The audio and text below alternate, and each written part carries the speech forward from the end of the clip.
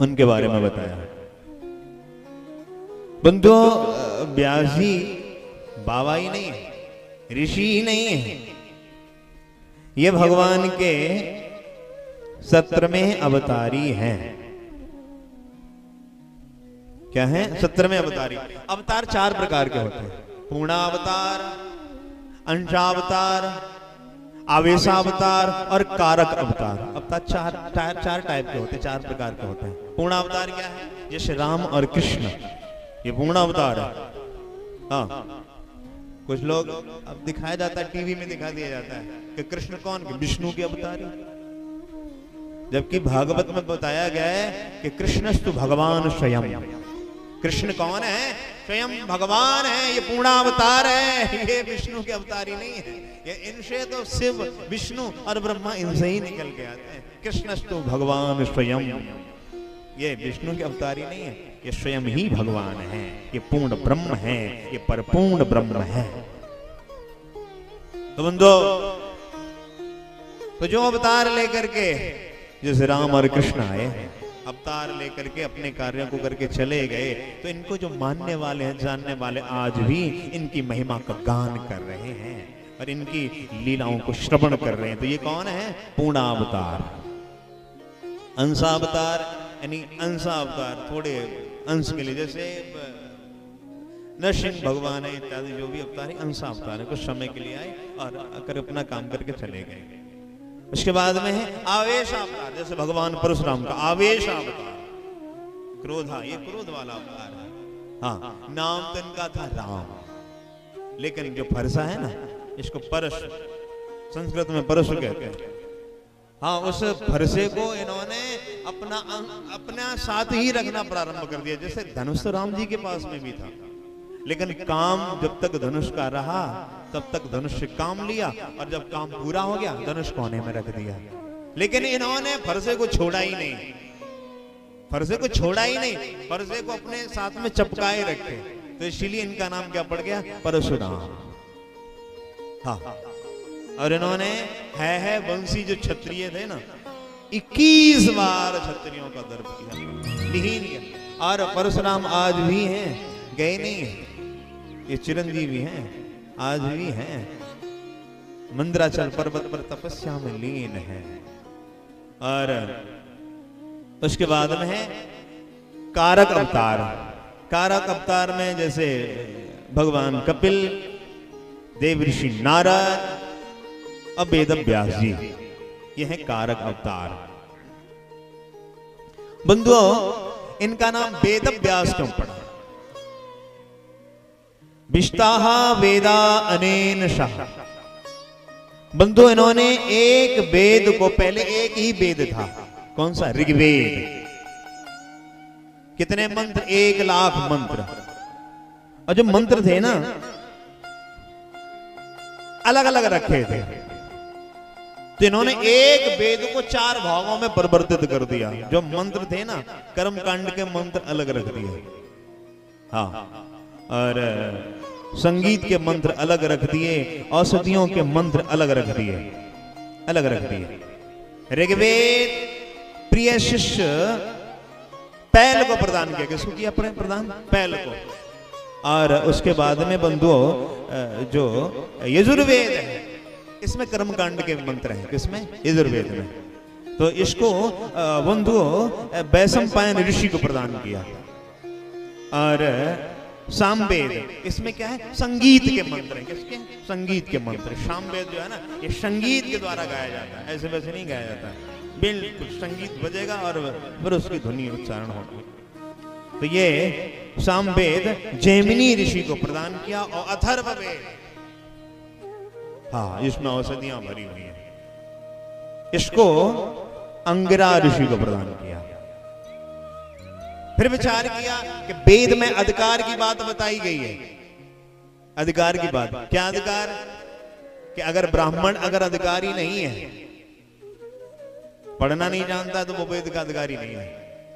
जो पढ़ सकता है, वेद का अधिकारी वही है जो सही तरीके से उसका उच्चारण कर सके, पढ़ सके, वो इसका अधिकारी है। अन्यथा वो ब्राह्मण भी अधिकारी नहीं है। अधिकार की बात कही गई। तो वेदों की भाषा बड़ी क्लिष्ट है, बड़ी टफ है, बड़ी टफ है। बहुत से पंडित पढ़ जरूर लेंगे, अर्थ और नहीं कर पाएंगे। हाँ, उसकी ये बड़ी क्लिष्ट भाषा है। तो वेदों के आधार पर एक पांचवा वेद बनाया, भारता पंचम वेदा, महाभारत। वेदों को जिसको वेद पढ़ने ना, वेद पढ़ना नहीं आता वो महाभारत पढ़ ले। जो वेदों में बताया गया वही महाभारत में बताया गया। अब कुछ लोग विधर्मी लोग होते हैं ना, वो क्या कहते हैं कि महाभारत घर में नहीं रखा जाता। विधर्मी लोग क्यों नहीं रखा जाता? कि घर में रखोगे तो महाभारत होने लग जाएगा। अब भैया घर घर में महाभारत हो रहा है, क्या महाभारत रखा है क्या? एक कलिकाल है। कली का मतलब जानते हो? कल है का योग। कली का मतलब कल है का योग। कल पुर्जों का तो है ही, लेकिन क्या है इसका स्पष्ट अर्थ क्या है? कल है का योग। सास बहू में कल है, हाँ, पति पत्नी में कल है, पिता पुत्र में कल है, देवरानी जेठानी में कल है, पड़ोसी पड़ोसी में कल है, गांव गली में कल है, राज्य राज्य में कल है, देश विदेश में कल है। देश विदेश में कल है ना होती तो आज देखा यूक्रेन वाला जो युद्ध है 2 साल पूरे कर लिए उसने, लेकिन वहां दोनों पुतिन, दोनों का नाम, दोनों जो राजा है ना दोनों का नाम पुतिन है। एक व्लादिमीर पुतिन और एक उसका नाम क्या पुतिन है, उसमें भी पुतिन को लगा हुआ है। दोनों मूर्ख, 2 मूर्ख राजाओं के चक्कर में पूरा यूक्रेन नष्ट हो चुका है। अब बताओ वहां की जो प्रजा है उनका क्या दोष है? छोटे छोटे बच्चे मारे गए, उनका घर उजड़ गया, उनकी मातृभूमि छूट गई। क्या किया जाए? कोई रोकने वाला नहीं। और एक और इधर चल रहा है इजराइल, हमास और इसमें ईरान, ये सब कूद पड़े हैं। भारत में शांति क्यों है? पता है भारत में शांति क्यों है? हिंदुओं के वजह से। हिंदुओं के वजह से भारत में शांति है। और जो भी मोमडन है ना भारत में, उनकी रगों में भी हिंदुओं का ही खून है। हाँ, वो हिंदू ही थे। वहां से खाड़ी देशों से जो आए ना, उन्होंने जबरदस्ती यहां पे बनाया, कन्वर्ट कर दिया इनको। थे हिंदू, अब बना दिए गए मोमडन। तो रगों में खून तो वही है। भड़क कब जाते? जब कोई इनको भड़काने वाला आता है। आग भड़कती कब है? जब उसमें घी डाला जाए। तो भड़कते कब हैं वो लोग? जब उनको भड़काया जाता है तब भड़कते हैं, अन्यथा वो शांत रहते हैं। ये हिंदू बाहुल्य देश ना होता तो जैसे पश्चिमी देशों में आग लगी हुई है वैसे भारत में भी आग लगी होती। और जहां जहां भड़के हुए हैं वहां पर देखो आप दंगे भड़क रहे हैं। आप पश्चिम बंगाल में जाकर के देखो, आप केरला में जाकर के देखो। कुछ समय पूर्व कश्मीर में आपने देखा होगा कि ब्राह्मणों का गढ़ था कश्मीर, ब्राह्मण बाहुल्य राज्य था कश्मीर। ब्राह्मणों के बड़े बड़े बंगले, बड़े बड़े बागान, बहुत सारी खेतियां सब उनसे छीन ली गई, उनको मार मार के वहां से भगा दिया गया। तो आज भारत में शांति है, किस कारण है? हिंदुओं के कारण शांति है। हिंदू का मतलब जानते हो? हिंसायाम दूयते रवयव यस्सा हिंदू। हिंसा को देख करके जिसका मन दुखी हो जाए वो कौन है? हिंदू। बाजार में 2 लोग लड़ रहे होते हैं ना, तो हम लोग जानते नहीं है फिर भी अलग अलग कर देते हैं। कोई रिश्तेदारी नहीं होती है, 2 लोग लड़ते हैं उनको अलग अलग कर दे के नहीं भैया लड़ना नहीं है, अपना अपना काम करो और अपना अपने घर जाओ। अलग अलग कर देते कि नहीं कर देते? क्योंकि ये हम लोगों के स्वभाव में है। हम लोग कैसे अहिंसावादी हैं। कैसे अहिंसावादी? तो बंदो वेद घर में रखिए, वो वेद भी घर में रखिए, पुराणों को भी घर में रखिए। अगर पढ़ना नहीं आता तो दर्शन करिए। ये मरे हुए पशुओं के सींगों से, खाल से घर को सजा रखा है ना, उससे अच्छा है कि ग्रंथों को घर में रखिए, दर्शन मात्र करिए। चारों वेदों को रखिए, महाभारत को रखिए। महाभारत से कभी महाभारत नहीं होगा। क्यों? क्योंकि महाभारत में एक मणि है, पारस मणि है, जिसका नाम है भगवद गीता। कहां से निकली है? महाभारत से निकली है। तो गलत सोच को निकालना है अंदर से। उसके बाद में बंधुओं 17 पुराणों की संरचना की। कितनी? 17 पुराणों की, लेकिन इनके मन में संतोष नहीं आया। तो इनको इनका नाम बता रहे थे, इनका नाम वेद अभ्यास क्यों पढ़ा कि विष्टाहा वेदः अनेन शाह, एक वेद को कई भागों में कर दिया, इसलिए इनका नाम पड़ा वेद अभ्यास। इनका नाम है कृष्ण द्वैपायन। क्या है? कृष्ण द्वैपायन। ये जमुना जी के कृष्ण द्वीप में प्रकट हुए। कहां पे प्रकट हुए? कालपी में। कालपी, हाँ, और ऐसे जैसे आप उधर निकलेंगे तो कालपी द्वीप मतलब नदी के बीच में बालू का जो टीला बन जाता है, बालू के टीले पर। तो जमुना जी के कृष्ण द्वीप में, जमुना कैसी कारी है, तो कारे द्वीप में ये प्रकट हुए, इसलिए कृष्ण द्वैपायन कहलाए। क्या कहलाए? कृष्ण द्वैपायन। इनका नाम है वादरायण। जन्म लिया कालपी में, तपस्या कहां की? बद्रिकाश्रम में, बद्री विशाल में, बद्रीनाथ में। बेर के फल खा करके तपस्या की, इसलिए इनका नाम है बादरायण। और बंधु 17 पुराणों की संरचना की, लेकिन इनके मन को संतोष नहीं मिला, संतुष्टि नहीं आई। एक परिपूर्णता की जो डकार आनी चाहिए थी, वो डकार नहीं आई।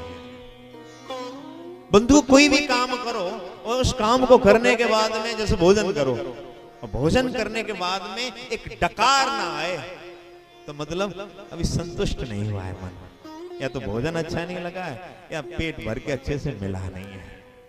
अब कोई भी, जैसे अब खेती का काम करो, अब फसल अगर मन मुताबिक ना निकले तो डकार नहीं आती है। हाँ, सोच रहेगा ये फसल, ये बीज बोना चाहिए था, समय पे पानी नहीं लगाया, ये सब चल रहा है दिमाग में। तो जब तक परिपूर्णता की डकार ना आए, तब तक मन में संतोष नहीं आता है। तो अपनी कमी को ढूंढ रहे थे कि कमी रह कहां रही है, कहां कमी हमसे हो रही है। अपनी कमी बंधुओं खुद से पता नहीं चलती है, खुद की कमी खुद से पता नहीं चलती है, ये दूसरे ही बताते हैं। तो हमारे पूर्वज बड़े अच्छे थे, जो कमी बताने वाले होते थे ना, उनको पड़ोस में बसाते थे। जो कमी निकालने वाले होते थे, कमी बताने वाले होते थे, उनको बगल में बसाते थे कि निंदक नियरे राखिए आंगन कुटी छवा। निंदक नियरे, आज अगर कोई कमी बता दे ना, तो 307 का मुकदमा कोर्ट में। हाँ, कमी बताई कैसे? कमी बताने वालों को बाहर की जो कमी है वो दर्पण में नजर आ जाएगी, अंदर वाली कमी दर्पण में नहीं नजर आएगी। या तो खुद निज मन मुकुर, मन रूपी दर्पण में या झांक करके देखो, तब समझ में आएगी, अथवा कोई बताने वाला मिल जाए तब समझ में आएगी, अन्यथा ये अंदर वाली कमी समझ में नहीं आएगी। वेद अभ्यास जी के गुरुदेव पधारे आश्रम में, जिनका नाम है नारद जी। नारद जी आए। नारद जी के कितने चेला हैं? 4 चेला। कितने हैं? 4। 2 बच्चे हैं और 2 बुढ़े हैं, विशेषकर चेला। 2 बच्चे कौन है? एक प्रहलाद और दूसरा दुर्ग। ये नारद जी के चेला है। बुढ़े 2 हैं, एक वेद अभ्यास जी और दूसरे वाल्मीकि जी। हाँ, ये दोनों महाकवि हैं। कैसे महाकवि?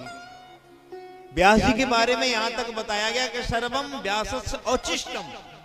उच्चिष्ट जानते हो? उच्चिष्ट जानते हो? नहीं जानते हो?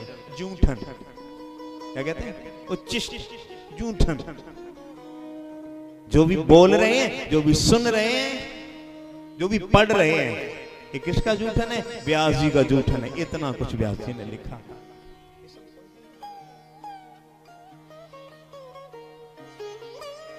तो जो भी सुन रहे हैं, पढ़ रहे हैं, बोल रहे हैं, ये सब व्यास जी का जूठन बताया गया। तो नारद जी आए, नारद जी को प्रणाम किया, बैठाया। गुरुदेव, 4 वेद, 17 पुराण और महाभारत, फिर भी मन संतुष्ट नहीं हो रहा है। कमी कहां है समझ में नहीं आ रही है। नारद जी ने कहा अभी आपने लेखनी में चमत्कार किया, अपनी लेखनी में आपने चमत्कार किए हैं। आपने कहीं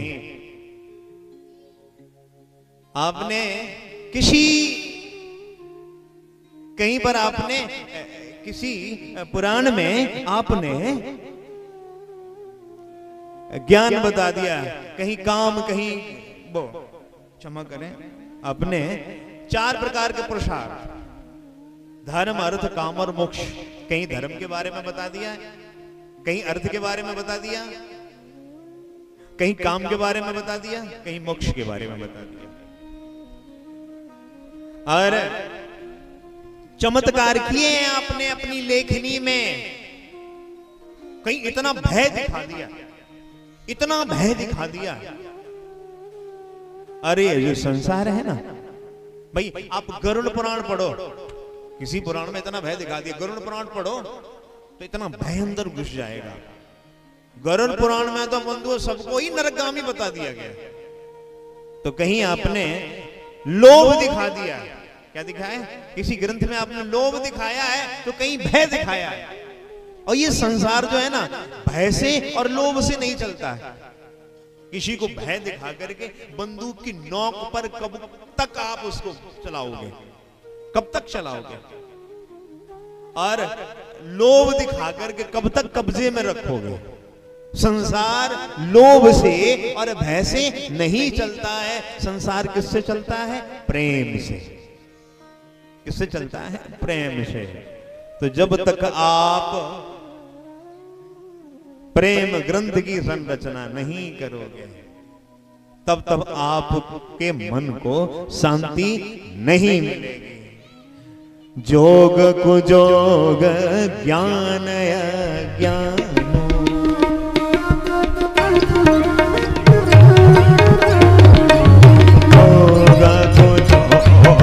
ज्ञान अज्ञान,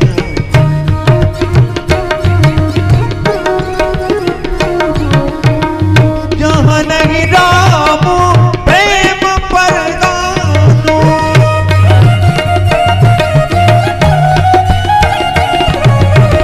भगतहीन सब गुण रुक ऐसे,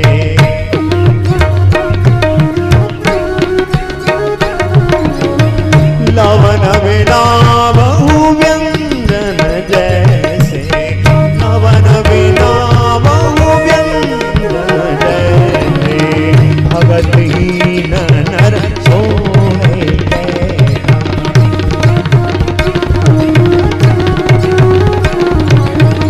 बिनु जल बारिद देखिए जैसा, बिनु जल बारिद जल बारिद देखिए जैसा, जल बारिद देखिए जैसा, देखिए जैसा, जल बारिद देखिए जैसा, बिनु जल बारिद देखिए जैसा, बिनु जल बारिद देखिए जैसा, बिनु जल बारिद देखिए जैसा,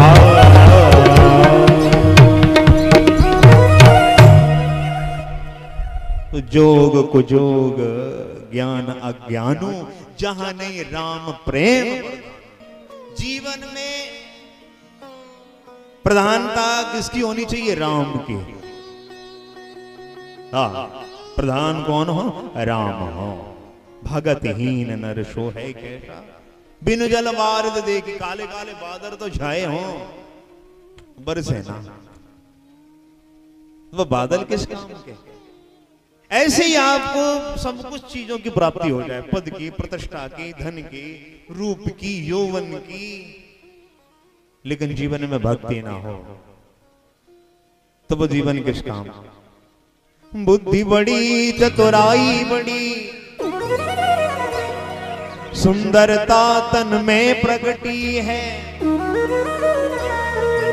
मान बड़ो धन धाम बड़ो, यश कीरत हो जग में प्रगटी है। झूमत द्वार गजेंद्र हजार,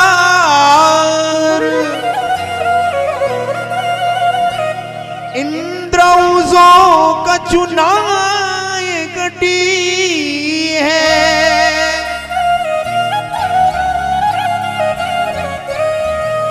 तुलसी जग जीत की भक्ति बिना,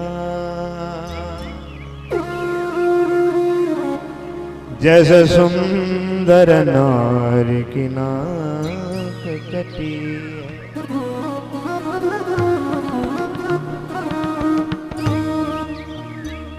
हाँ, सब कुछ मिल गया। जैसे किसी स्त्री को सुंदर वस्त्रों से, आभूषणों से सुसज्जित कर दिया जाए, सजा दिया जाए, हाँ, महंगे महंगे आभूषण, और उसकी नाक काट दी जाए, और फिर उससे कहो उठाओ घूंघट, कैसी लगेगी? जीवन में आपके सब कुछ है, पद है, प्रतिष्ठा है, रूप है, यौवन है, मान है, सम्मान है, अगर भक्ति नहीं है तो जीवन कैसा है? नकटा। ये तो पुरुषों के लिए हो गया, हम लोगों के लिए क्या हो गया? नकटा। और इधर अगर भक्ति नहीं है तो जीवन कैसा हो जाएगा? नकटी। तो जीवन में प्रधानता होनी चाहिए भक्ति की, भक्ति प्रधान हो। आप कोई भी कर्म करो, आपकी क्रिया जब परमात्मा से जुड़ी होगी तो भगवान की प्रिया बन जाएगी आपकी हर क्रिया। आप भोजन बनाओ ना तो उसमें भी भाव क्या रहे कि मैं अपने प्रभु के लिए बना रही हूं। ये नहीं कि प्याज के पकौड़े पति को अच्छे लगते हैं, ये नहीं। हाँ, प्रभु के लिए, हमारे प्रभु खाएंगे। तो घर में जो भी आप क्रिया करोगे, आप बर्तन भी धुलोगी, आप बस्ते भी छाटोगी, तो वो सब क्रिया भगवान की प्रिया बन जाएगी। और जब भगवान की प्रिया बन जाएगी तो जीवन धन्य हो जाएगा।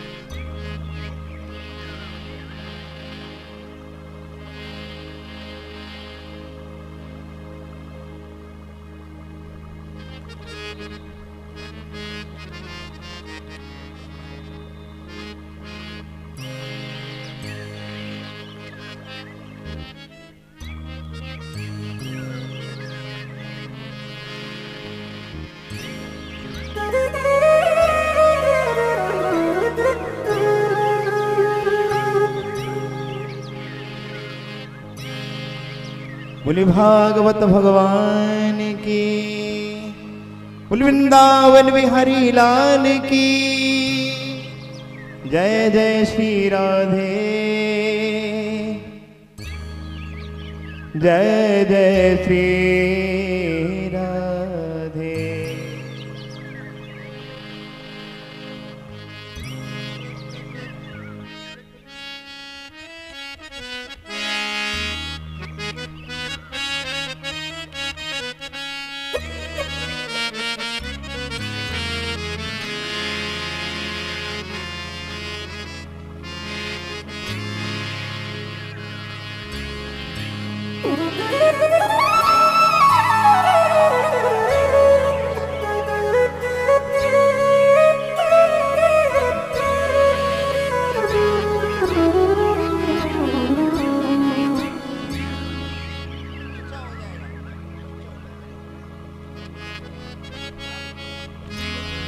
बोली भागवत भगवान की।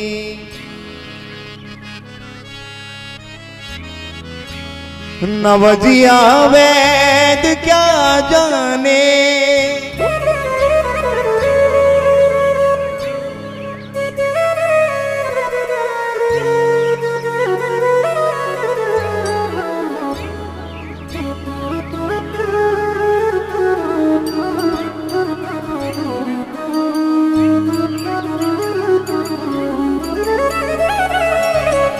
बड़ा सुंदर भाव है।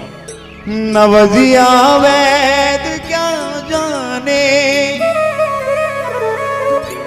मुझे दिल की बीमारी है, मुझे दिल की बीमारी है,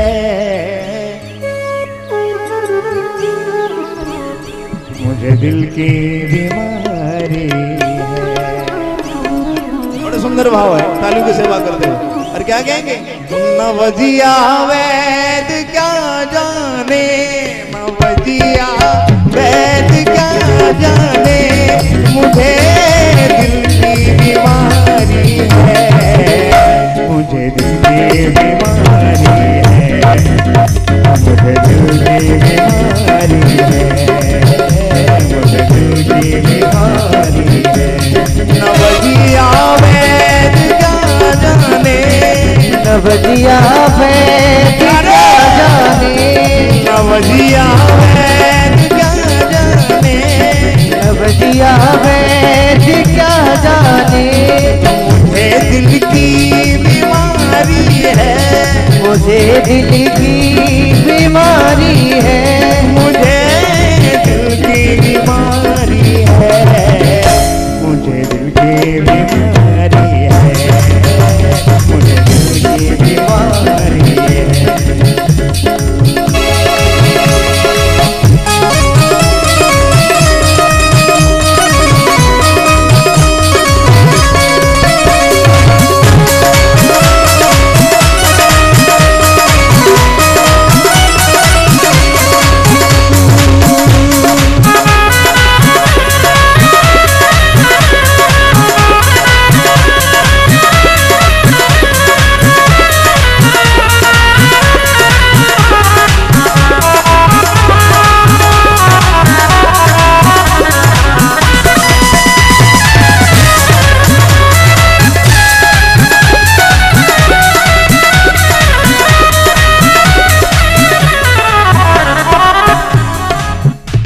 कोई कफ रोग बतलाए, कोई तासीर गर्मी की, कोई कफ रोग बतलाए, कोई तासीर गर्मी की, कोई कफ रोग बतलाए, कोई तासीर गर्मी की, कोई कफ रोग बतलाए, कोई तासीर गर्मी की। जिगर का हाल तू मेरा, अरे क्या जाने अनाड़ी है, जिगर का हाल तू मेरा, क्या जाने अनाड़ी रे, जिगर का हाल तू मेरा, अरे क्या जाने अनाड़ी है, मुझे दिल की बीमारी है, मुझे दिल की बीमारी है। नवजिया वेद क्या जाने, नवजिया वेद क्या जाने, नवजिया वेद क्या जाने, नवजिया वेद क्या जाने, मुझे दिल की बीमारी है, मुझे दिल की बीमारी है, मुझे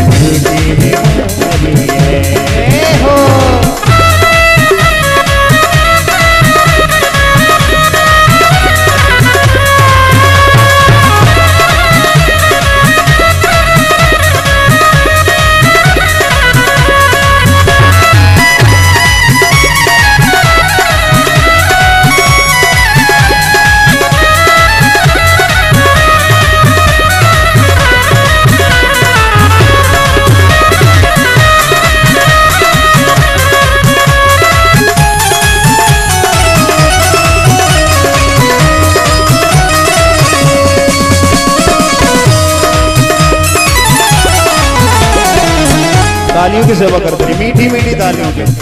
हमारे भाई लोग तो ऐसे बैठे चाचा की शादी में नाश्ता का इंतजार कर रहे हैं। अरे तालियों की सेवा करो ना।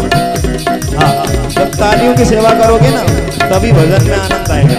और राम कथा सुंदर करतारी, संशय विहग उड़ावन हारी। संशय समाप्त हो जाएंगे। असर करती नहीं कोई दवाई कीमती तेरी, असर करती नहीं कोई दवाई कीमती तेरी। असर करती नहीं कोई दवाई कीमती तेरी, असर करती नहीं कोई दवाई कीमती तेरी। जिगर का हाल तू मेरा, अरे क्या जाने अनाड़ी है। जिगर का हाल तू मेरा, क्या जाने अनाड़ी रे। अरे क्या जाने अनाड़ी है।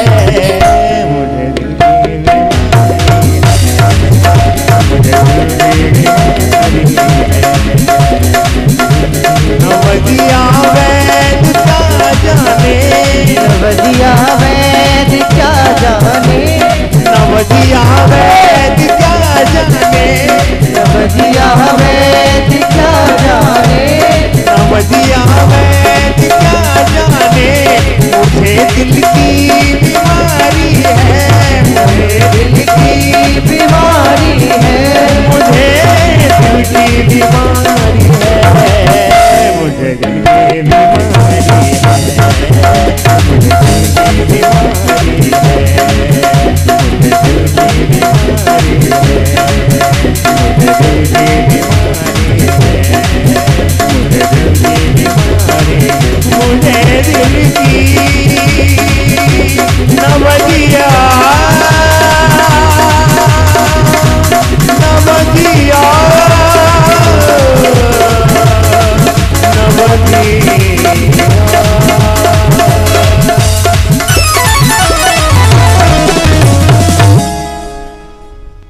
जिगर का हाल तू मेरा, अरे क्या जाने अनाड़ी है। अरे क्या जाने अनाड़ी है, मुझे दिल की बीमारी है, मुझे दिल की बीमारी है। फिर भाई आ गया। बोली भागवत भगवान की जय। तो बंदो क्या कहा कि आपने अभी तक जो भी ग्रंथ लिखे हैं किसी में आपने भय दिखा दिया तो किसी में लोभ। तो ये जो संसार है भय से लोभ से बिल्कुल नहीं चलता है। संसार किससे चलता है? प्रेम से। क्या?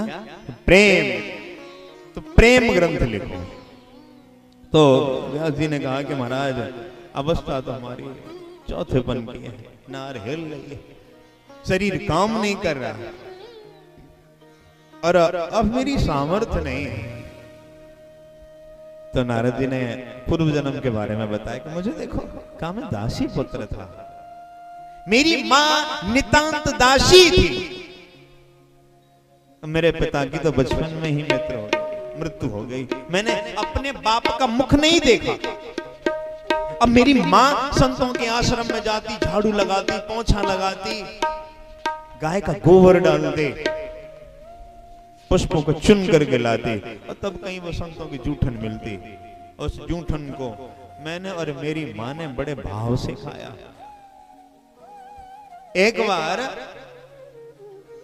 चतुर्मास बिताने के लिए संतों की मंडली आश्रम में आई। 4 महीने तक संतों का सत्संग सुना, संतों से इतना लगाव हो गया, संतों की जूठन पाते पाते मन ऐसा पवित्र हो गया, बुद्धि एकदम से शुद्ध हो गई, चित्त का चांचल्य समाप्त हो गया। अब मन संतों में रम गया। मन संत जब जाने लगे तो उनके पीछे में चल पड़ा। अब मैं रोऊं संतों के लिए, मेरी माँ रोए मेरे लिए।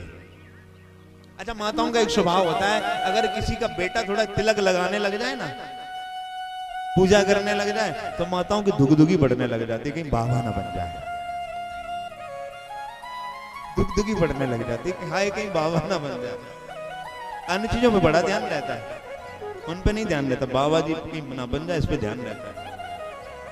चुपके से कहीं सूता मारा है ना, तो उसका को नहीं ध्यान रहेगा कि चुपके से कहीं सिगरेट पीता है, बीड़ी पीता है, उसका उस पर कोई इतना गौर नहीं करेगा।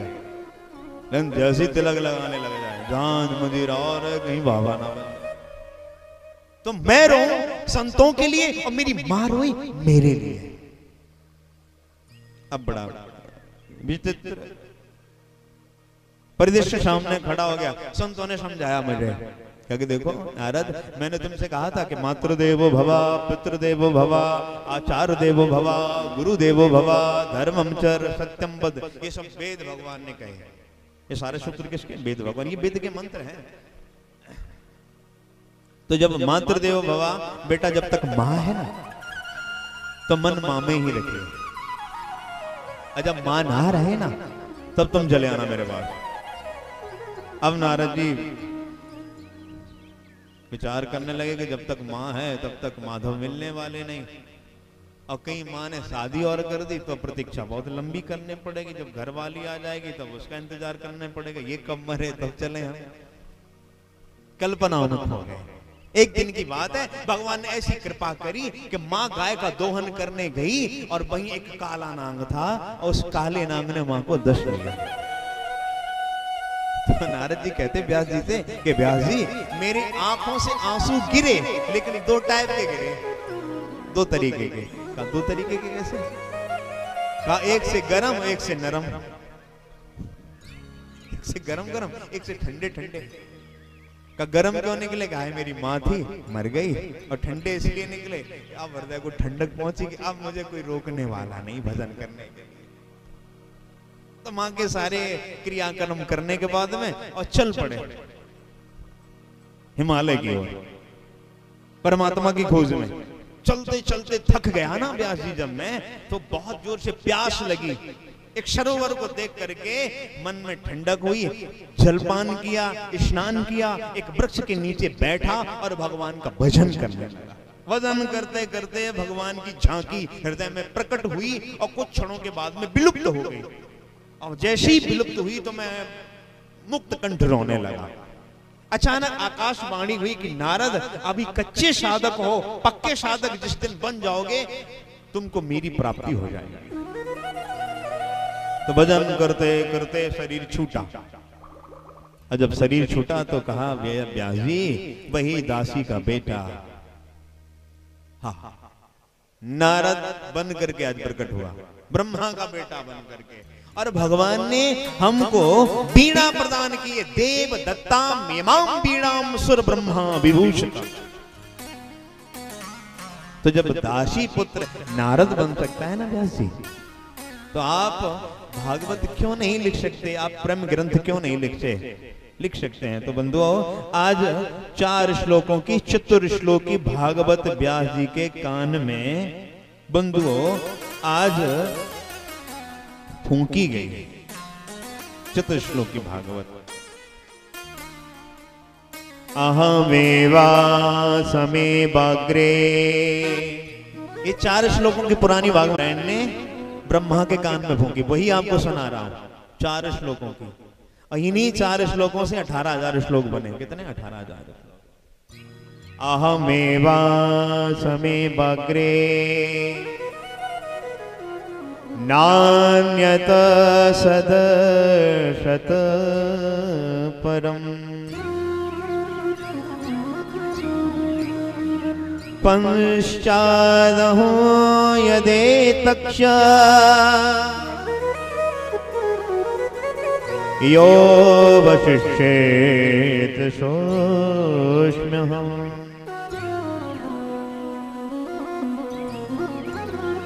हृदयर्दं यत प्रतीयेत यथा प्रतीयेता न प्रतीयेता चात्मनि तद विद्यादात्मनो मायां यथा भासो यथा तमः। 4 श्लोकों का बड़ा दिव्य सुंदर भाव है। इनकी अगर व्याख्या में लग गया ना तो समय पूरा चला जाएगा। इतना जान लो कि इन 4 श्लोकों में बताया क्या है, इतना जान लो। तो पहले श्लोक में भगवान के बारे में बताया गया, दूसरे श्लोक में भगवान की माया के बारे में बताया गया, तीसरे श्लोक में संसार के बारे में बताया गया और चौथे श्लोक में भगवान को प्राप्त करने की विधि बताई गई है। चौथा श्लोक जो है ना उसमें भगवान को प्राप्त करने की विधि बताई गई। ये 4 श्लोक नारद जी ने व्यास जी के कान में फूंके और इन्हीं 4 श्लोकों का आत्मसार करके व्यास जी ने सरस्वती नदी में स्नान किया। आश्रम जानते हो, व्यास जी का जो आश्रम है ना, उस आश्रम का नाम है साम्यप्रास। साम्यप्रास प्रति प्रोक्ता। आज के समय में वो आश्रम व्यास गुफा के नाम से जाना जाता है। भारतीय सीमा का अंतिम गांव है, आखिरी गांव है, जिसका नाम है माणा। जो गए हैं ना 4 धाम की यात्रा में तो वो घूम करके आया है। व्यास जी की जो गुफा है ना, उसकी बनावट कैसी, जैसे पोथी के पन्ने रखे हो, ऐसी सिलाएं लगी हुई, ऐसा लग रहा है जैसे पोथी के पन्ने रखे हैं। तो व्यास गुफा के पास में ही गणेश गुफा है। तो व्यास जी ने गणेश जी से कहा, गाया है व्यास जी ने, लिखा है गणेश जी ने। ये और जान लो, व्यास जी ने भागवत लिखी नहीं है, भागवत गाई है। सरस्वती नदी में स्नान किया और नेत्र बंद करके व्यास जी बैठ गए। गणेश जी से कहा लिखिए। गणेश जी ने कहा देखो मैं लिख तो दूंगा, अगर आपने बोलना बंद कर दिया मैं कलम वहीं धर दूंगा। गणेश जी बोले कि आपने बोलना बंद किया तो मैं कलम वहीं धर दूंगा। तो व्यास जी ने भी एक गणेश जी के सामने शर्त रख दी। क्या शर्त रखी? कहा कि मैं जो भी बोलूं ना उसका अर्थ आप अपने हृदय में प्रकट करना, और अर्थ हृदय में प्रकट करके फिर लिखना। तो जब तक अर्थ प्रकट करोगे तब तक थोड़ा हमें समय मिल जाएगा, तो बुढ़ापे में सांस आ जाएगी, तो मैं फिर दूसरा श्लोक बोलूंगा। तो व्यास जी गा रहे हैं, नेत्र बंद करके ये गाया गया ग्रंथ है। भागवत जो है ना, आंख बंद करके गाया गया है।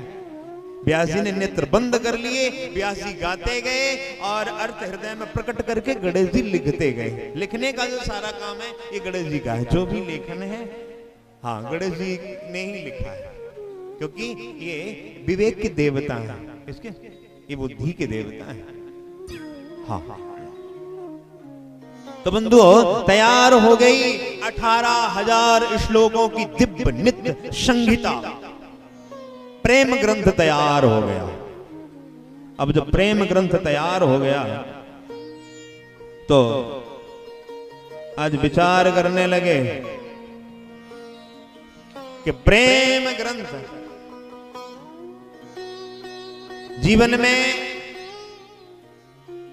ज्ञान प्रदान नहीं है, वैराग्य प्रदान नहीं है। हाँ जीवन में प्रधानता किसकी है? प्रेम की प्रधानता।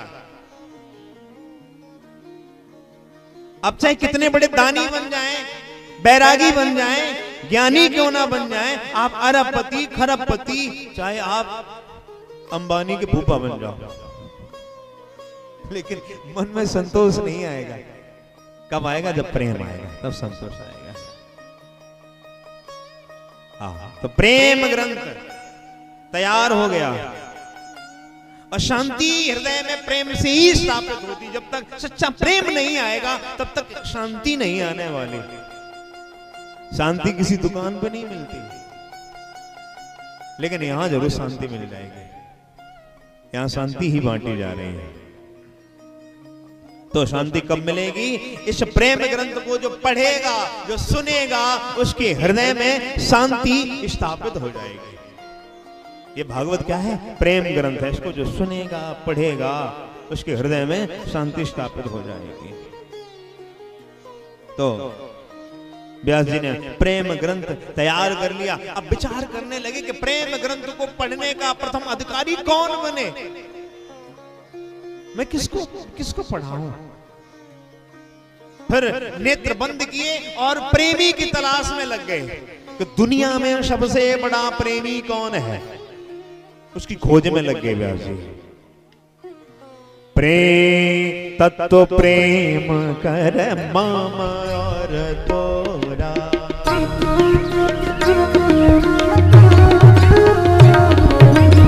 तत्व प्रेम कर मम और तोरा,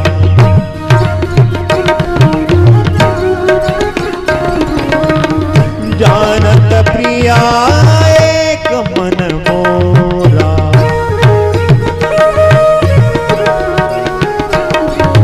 जानत प्रिया एक मन मोरा,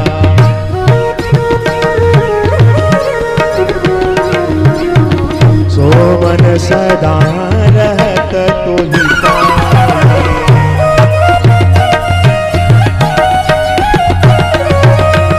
जानू प्रीत रसुइत नहीं माए,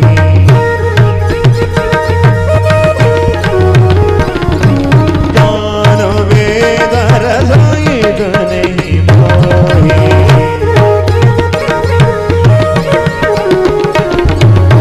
तत्व प्रेम कर मम और तोरा, तत्व प्रेम कर मम और तोरा, तत्व प्रेम कर मम और तोरा, मम और तोरा, मम और तोरा, मम और तोरा, मम और तोरा, जानत प्रिया एक मन मोरा, जानत प्रिया एक मन मोरा, एक मन मोरा, एक मन मोरा। तो बंधु, वेद पढ़ लो तो वेद पंडित, ध्यान देना, वेद पढ़ लो वेद पंडित, पुराण पढ़ लो तो पुराण पंडित, और अगर प्रेम की पोथी पढ़ ली ना तो फिर क्या बन जाओगे, प्रेम पंडित। 2.5 अक्षर प्रेम को पढ़े सो पंडित। ये भागवत क्या है, प्रेम ग्रंथ है। क्या है, प्रेम ग्रंथ है। ये प्रेमियों का ग्रंथ है। और इसका प्रथम अधिकारी व्यास जी ने किसको बनाया, संसार का सबसे बड़ा प्रेमी वैश्वड़ा नाम यथा शंभु, भगवान भोलेनाथ को, भगवान भोलेनाथ का ध्यान किया, भोलेनाथ की तपस्या की, कहा हे भोलेनाथ आप हमारे यहां पुत्र बनकर के प्रकट हो और मैं तुम्हें भागवत पढ़ाऊं। तो भोलेनाथ व्यास जी के यहां पुत्र बनकर के आए। कौन आए, पुत्र बनकर के आए। और कथा तो आपने सुनी होगी, एक बार कैलाश पर नारद जी पधारे। नारद जी पधारे ना, तो माता पार्वती ने नारद जी को देखा और कहा कि गुरुदेव बड़े दिनों के बाद में आज आए हो, कारण क्या है। तो नारद जी ने कहा देखो देवी, आजकल मैंने आना जाना बंद कर दिया है, संसार में कहीं नहीं जाते हैं। क्यों, कि सुर नर मुनि सबकी है रीति, और स्वार्थ लाग करें सब प्रीति। सब स्वार्थी समाज हो गया, इसलिए मैंने आना जाना बंद कर दिया। तो माने कहा कि घर गृहस्थी वाले तो मैं भी हूं, मेरा भी घर है, परिवार है, बच्चे हैं। मेरा घर संसार के सबसे बड़ा प्रेमी का घर है। संसार का जो सबसे बड़ा प्रेमी है वो मेरा पति। अरे आपने कैसे कह दिया है कि सारा संसार स्वार्थ भरा हो गया है। मेरे घर में तो दुश्मन भी अगर आ जाए ना तो वो भी प्रेमी बन के रहने लगते हैं। प्रेमी का सबसे बड़ा घर, और इस घर में दुश्मन रह रहे हैं। कैसे दुश्मन, इस घर में सिंह है। माता पार्वती का वाहन कौन है, शेर, सिंह। अब बाबा का वाहन नादिया। जंगल में मिल जाए कब शेर नादिया का नाश्ता कर जाए पता नहीं चले। तो शेर भी है, नादिया भी है, बाबा के गले में भुजंग सर्प। और बड़े बेटे का वाहन मोर, कार्तिकेय। वाहन क्या है, मोर। और छोटे बेटे का वाहन चूहा। विचार करो कि सर्प का बैरी कौन? मोर। और चूहा का बैरी कौन? सर्प। कट्टर दुश्मन घर में रह रहे। कैसे कट्टर दुश्मन? नादिया भी है, शेर भी है, सर्प भी है, चूहा भी है। और सुनो, छोटा बेटा कौन है? गजानन। बाबा कह रहे हैं पंचानन, बड़ा बेटा सडानन और चेला दशानन। रावण के कितने थे सर? 10। अब कुछ लोग कह रहे होंगे रावण के 10 सर, तो वो सोता कैसे होगा? तो करवट लेता होगा। अरे भैया तुम अपने ही देखो कि तुम्हारे कितने सर हैं। जब कोई आपके पास में ब्याज पे रुपए लेने आए तब तुम देखो कि तुम्हारा मुंह कैसा होता है। और जब तुम किसी दूसरे के यहाँ ब्याज पे लेने जाओ तब तुम्हारा कैसा होता है। कितने सर हैं आपको सोचो। आपका बेटा कोई देखने आए तब आपका मुंह कैसा होता है। और आप अपनी बेटी के लिए देखने जाओ तब पता नहीं हम लोगों के जाने कितने सर हैं। विचार करो, रावण के तो 10 ही हैं, यहाँ तो सैकड़ों सर हैं। हाँ, तो नारद जी ने कहा देवी स्वार्थी भरा संसार है, तुम्हारे घर में भी स्वार्थ है। अब वो कैसे? एक बात बताओ कि बाबा के गले में नरमुंडों की माला पड़ी है, बाबा ने कभी बताया है तुम्हें? किसमें? इसमें इस माला में किसकी खोपड़ी भिरो रखी है? माला में कौन की खोपड़ियों को बाबा ने माला बना रखा? कभी बताया? अब माँ, कभी कान, कभी आंख, कभी नाक। अब बताया हो बाबा ने तो समझ में आए। बंधु यहाँ सबने कुछ ना कुछ छुपा रखा है, बाबा ने ही नहीं छुपा रखा।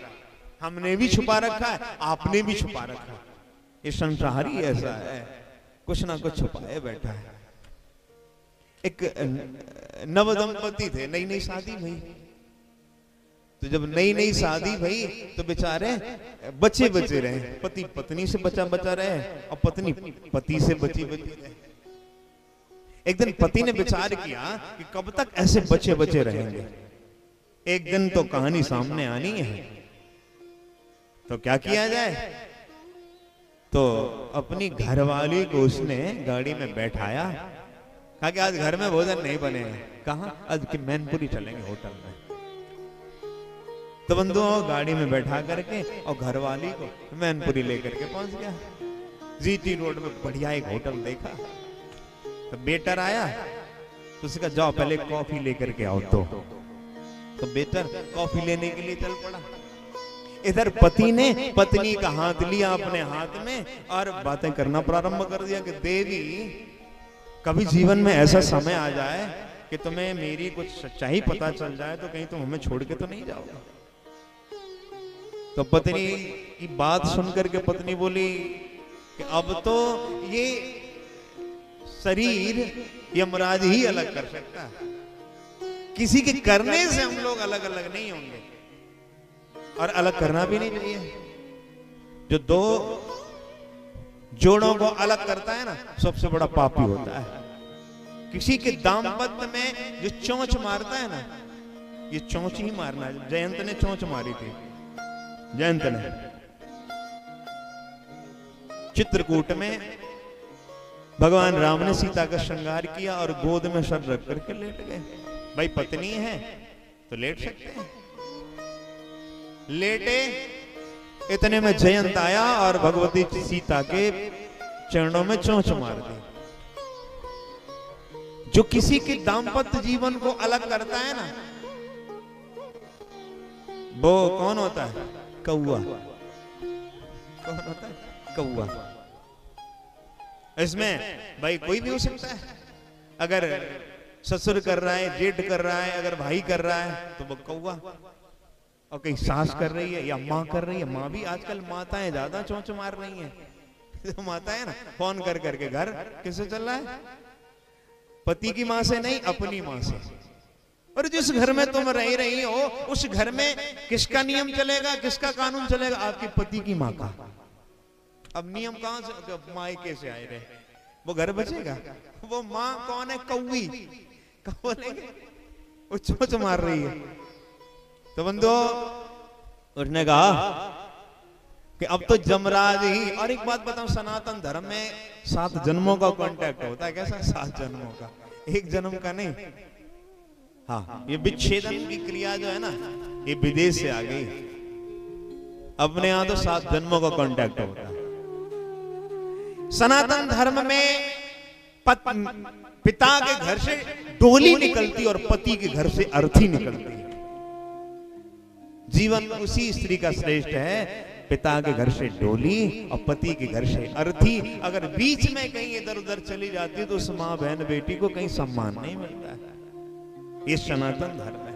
तो बंधु ये चर्चा चली तो पति ने पत्नी का हाथ हाथ में लिया और कहा कि दूर तो नहीं चली जाऊं। उसने कहा कि नहीं नहीं, ये सपने भी नहीं सोच सकते। तो पति को कुछ साहस आया तो बंधुओं उसने क्या किया कि नकली बालों की जो बिग थी ना वो उतारी और पत्नी के हाथ में दे दी। अब भाई उम्र चढ़ते शादी हुई तो खोपड़ी के बाल सब झड़ गए।